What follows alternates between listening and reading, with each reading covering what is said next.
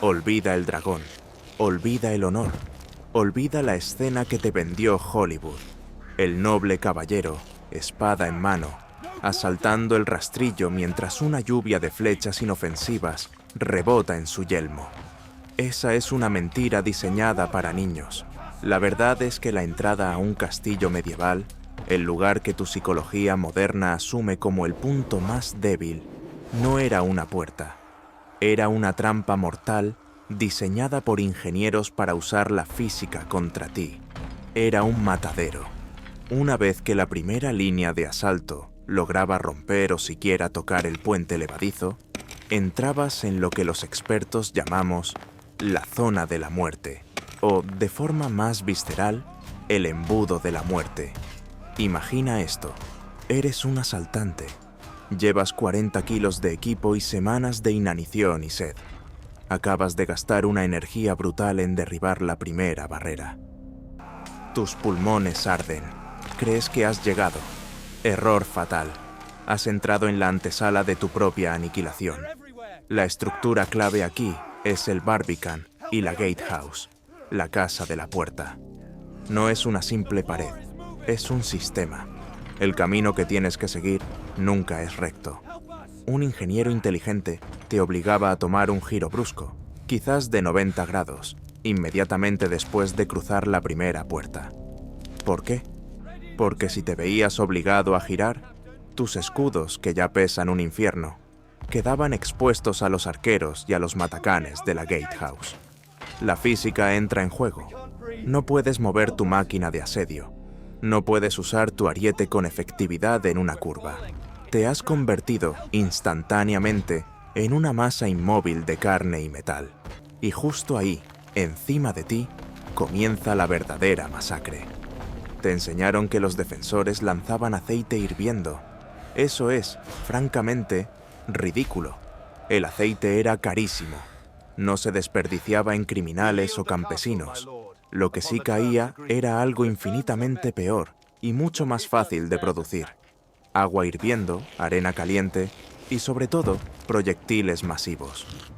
Piensa en los matacanes, esa estructura saliente en lo alto de la muralla o la Gatehouse. No son decoraciones.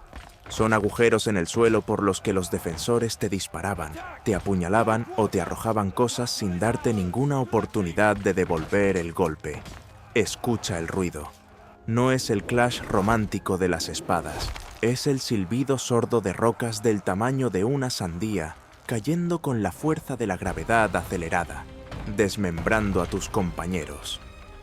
Es el grito ronco de alguien que está siendo escaldado por agua hirviendo mezclada con excrementos y orina que se calentaba en calderos gigantes. Sí, le has oído bien. Los desechos humanos eran una arma biológica y química rudimentaria. Pero la trampa más sofisticada en este embudo era el sistema de puertas múltiples. Una vez superado el primer rastrillo de hierro, ese armatoste vertical de madera reforzada con puntas, avanzas, lleno de esperanza. Entonces, el segundo rastrillo cae detrás de ti. Ahora estás atrapado en una jaula de piedra que solo tiene una salida, la muerte. Estás en un espacio reducido, apenas lo suficientemente ancho para 3 o 4 hombres de frente. No puedes maniobrar. No puedes levantar tu arma de asta correctamente. Estás indefenso. Y justo cuando te das cuenta de tu situación, cuando el pánico se apodera de la vanguardia, la ingeniería medieval se ríe de ti. Hablemos de los sistemas de basculación ocultos. Hay evidencia de esto en varios castillos. Dentro de esta cámara de la muerte, justo antes de la segunda o tercera puerta, algunas fortalezas tenían trampas de suelo muy específicas. No eran trampas que se abrían con una bisagra, eso es demasiado lento. Eran segmentos de suelo basculantes, o móviles operados por contrapesos o palancas. Imagina la escena. Tu tropa entra, hombro con hombro, empujando. El defensor, desde arriba, tira de una cadena. De repente, el suelo bajo tus pies se inclina de forma abrupta. La inercia y el peso hacen el resto. Tú y tus compañeros, que ya están exhaustos y cargados, sois arrojados a un pozo inferior. Un pozo que, no lo olvides, no está vacío. Está lleno de pinchos de madera afilados o de una mezcla de cal viva para quemar la piel y provocar ceguera. O simplemente, lo más probable, lleno de cuerpos mutilados y putrefactos de oleadas anteriores. Este mecanismo no solo mata, desmoraliza, convierte el avance en una ruleta rusa y obliga a los hombres de detrás a dudar, a crear un cuello de botella fatalmente lento. Y no nos olvidemos de las armas de asta defensivas. Una vez que estás atrapado entre los dos rastrillos, los defensores te asedian a través de pequeños agujeros o ranuras en las paredes laterales, conocidos como loops. No pueden verte, pero tú no puedes moverte. Lo que te golpea no es una espada, es una lanza con punta de diamante o un martillo de guerra con un mango corto. El combate dentro de ese embudo era a corta distancia, sucio y letalmente eficiente. El objetivo no es un duelo, el objetivo es desorganizar la formación, hacer que un hombre caiga para que el de al lado se tropiece y convertir el suelo en una alfombra resbaladiza de sangre y entrañas. Una vez que entiendes la Gatehouse, te das cuenta de que Hollywood no solo exagera, miente por completo. El asalto a la puerta principal no era una prueba de fuerza, era un acuerdo de ingeniería. El ingeniero del castillo apostaba a que tu exhausto cuerpo no podría manejar la pendiente, la curva, el fuego, el agua hirviendo y el miedo de ser aplastado entre 2 toneladas de metal que caían. Y, casi siempre, el ingeniero ganaba. Tu muerte no era heroica, era una estadística de física. Fuiste aplastado o quemado por la logística del miedo. Si creías que el infierno de un castillo terminaba en la puerta principal, es que has subestimado la paranoia y la genialidad de los arquitectos medievales. Hollywood nos muestra los asedios como una batalla entre lo que está afuera y lo que está adentro. Pero la verdad es que un castillo estaba diseñado para luchar contra ti desde abajo y desde dentro, mucho después de que hubieras cruzado la muralla. Estamos hablando de la geometría del miedo. Trampas diseñadas para matar al individuo, no a la masa, convirtiendo la penetración en un viaje sin retorno. Tu enemigo no era el caballero, era la propia piedra. Imagina que, por pura suerte o fuerza bruta, tu ejército ha logrado un punto de apoyo dentro del patio interior. Crees que has ganado, te despliegas, y entonces comienza la verdadera masacre silenciosa.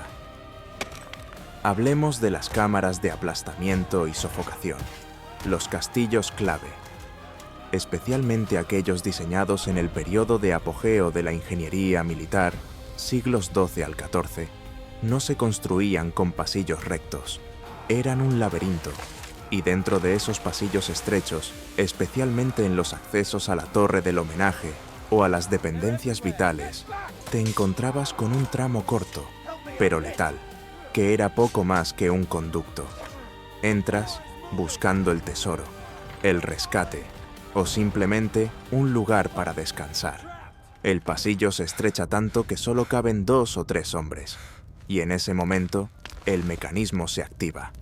No es una puerta que se cierra, es una pared falsa, pesada, de 1 tonelada de piedra, que pivota o desciende por un sistema de poleas o contrapesos. Te atrapa, pero no te mata al instante. Simplemente sella el pasillo por detrás de ti. Ahora estás en un pasillo de apenas 7 metros. Hay una puerta cerrada al frente. Hay 1 tonelada de roca detrás. Y los defensores, desde unas mirillas o chimeneas de ventilación ocultas encima de ti, no usan flechas. Usan algo mucho peor: el fuego concentrado y el humo tóxico. Unos pocos manojos de paja empapados en azufre o resina, encendidos y arrojados a estas chimeneas internas, convertían tu pequeña cámara de victoria en un horno de sofocación en menos de 1 minuto. No morías por la espada, morías jadeando, quemado por el interior. El objetivo de la defensa interior no era la batalla, era la eliminación neumática. Tu muerte sería lenta, desesperada y, lo más importante para los defensores, silenciosa. Pero la amenaza más existencial para el asediador llegaba desde abajo, la guerra de minas y contraminas. Esto no es material de películas de fantasía. Es pura ingeniería y nervios de acero. El asedio a largo plazo obligaba al atacante a cavar un túnel, una mina, bajo los cimientos de la muralla para debilitarla y derrumbarla. Tú, como defensor, lo sabías. Así que tu ingeniero no se quedaba de brazos cruzados.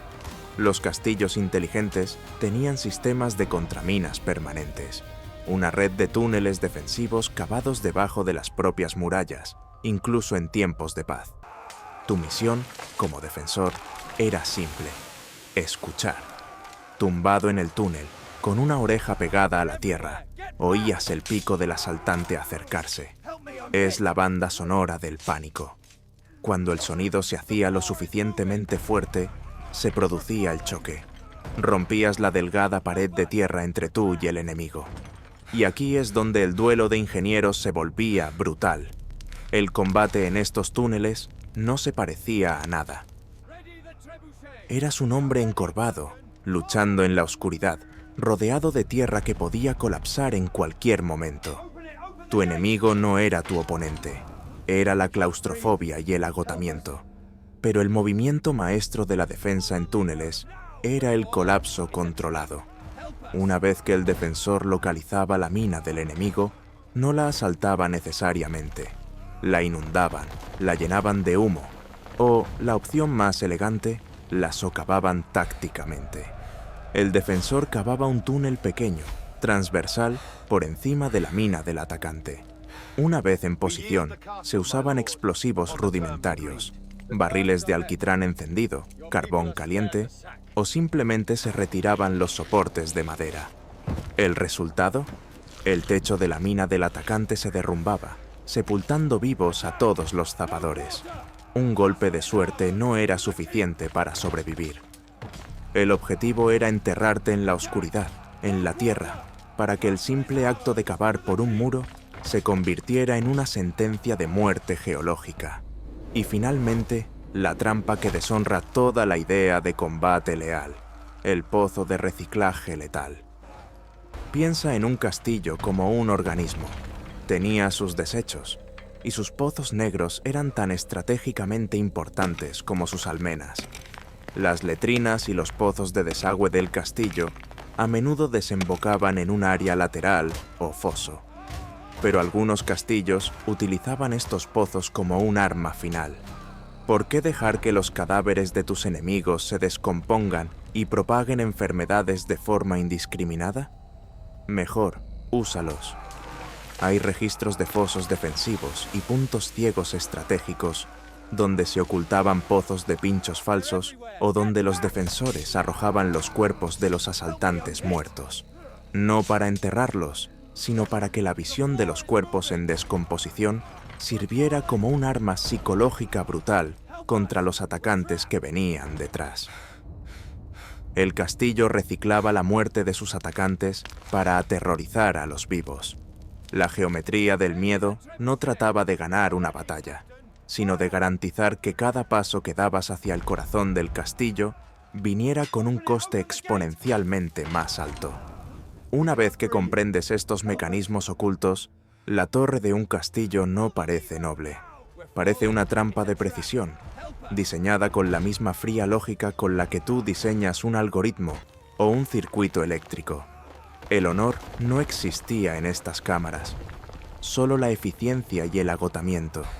Hemos visto la física brutal de las puertas, hemos sentido la claustrofobia de los pasillos trampa y la tierra sepultándote en las minas. Pero el asedio, te lo garantizo, nunca se trataba de las armas. Se trataba del hambre, de la ley y de las consecuencias. La verdad incómoda es esta. La mayor amenaza para la vida dentro de un castillo sitiado no era la bala de cañón, era la decisión de la rendición. En las películas, la rendición es un acto de nobleza. El comandante vencido entrega su espada. Se marcha con honor. Ridículo. En la Edad Media, la rendición era un contrato brutal, a menudo escrito con sangre, regulado por algo llamado el jus praedae, el derecho de saqueo. Este concepto legal no era un acto impulsivo, era un mecanismo de incentivo militar y terror psicológico. Imagina que, después de meses de asedio, la comida se ha agotado, el agua está contaminada, los cadáveres se apilan, el defensor se enfrenta a la inevitabilidad. Tiene una última oportunidad de negociar los términos, la rendición incondicional. Si el castillo se rendía antes de que el primer agujero se hiciera en la muralla, antes de que se rompiera la primera puerta, era probable que las vidas de los nobles, y a veces las de los soldados profesionales, se respetaran. Serían hechos prisioneros valiosos, rehenes para un rescate. Pero si te obligabas al atacante a gastar tiempo, recursos, vidas humanas y, lo más importante, a romper la piedra del castillo, entonces perdías todo derecho. En el momento en que el atacante lograba abrir una brecha, romper un muro, derribar la gatehouse, el Jus Praedae entraba en vigor. La ley, esa fuerza que se supone protege a los hombres civilizados, ahora protegía la aniquilación. Aquí está la diferencia crucial que Hollywood jamás te mostrará. El atacante prometía a sus tropas que, una vez rota la muralla, tendrían 24 o 48 horas de saqueo legal y total. Piensa en esa promesa. Es la recompensa final para un ejército que ha pasado meses en el lodo, sufriendo disentería, muriendo de escorbuto. La promesa de riqueza, violaciones, esclavitud y muerte indiscriminada. Tú, como habitante del castillo, lo sabías. Sabías que una vez que el atacante rompía ese muro, tu vida, tu esposa, tus hijos, todo se convertía en propiedad legal de los soldados que entraban en ese frenesí. Este es el mecanismo de presión más perverso. El defensor no luchaba solo por el castillo. Luchaba por su derecho a negociar la supervivencia, o más precisamente, para evitar la sentencia colectiva del Jus Praedae. Por eso, los asedios medievales reales eran una guerra de paciencia y miedo. Los atacantes no tenían prisa. Dejaban que el hambre hiciera su trabajo, sabiendo que cada día de resistencia sin rendirse solo aumentaba la brutalidad del desenlace. Y la brutalidad no era solo matar, era el desarraigo demográfico. El castillo, la ciudadela, se convertía en una aspiradora de valor. Todo lo que no era propiedad del vencedor era destruido. La población que sobrevivía era a menudo esclavizada o dispersada, lo que tenía un impacto económico y cultural que tardaba décadas o siglos en revertirse. Los vencedores no solo ganaban la batalla, ganaban el derecho a borrar la identidad y la economía de una región. La verdadera despedida de la nobleza no era una espada en la mano, era la imagen de un hombre desesperado, mirando una pila de cuerpos en su patio, rogando por una rendición que sabía que no vendría si ya había causado demasiado daño al enemigo. El honor se rendía ante el hedor del hambre y la ley del saqueo total. Mira las ruinas de estos castillos hoy. Vemos las majestuosas murallas, admiramos la altura, pero rara vez pensamos en los mecanismos ocultos de los que hemos hablado. El piso basculante, la cámara de sofocación, la mina colapsada. Y rara vez pensamos en la ley que convirtió a un hombre desesperado en una bestia legalmente protegida, una vez que esa piedra era rota. La Edad Media no fue romántica. Fue un campo de ajedrez donde la física, la logística y la ley del miedo dictaban la supervivencia. Cada piedra de ese castillo era un mecanismo.